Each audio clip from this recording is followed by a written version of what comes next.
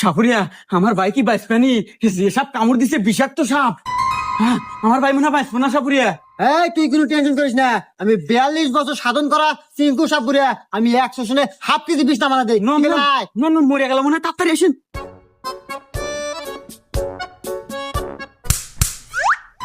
ইস বাপু, তুমি যদি আমাকে 2 মিনিট আগে আনতে, তাই আমার এই বিষ আমার আয়ত্তে থাকে, আমি বিষ নামাতে পারি। কিন্তু এই বিষ আমার আয়ত্তে আর নাই। এই বিষ চলে গেছে পদ্মা দেবীর আয়ত্তে, আর সাথে মারাও গেছে।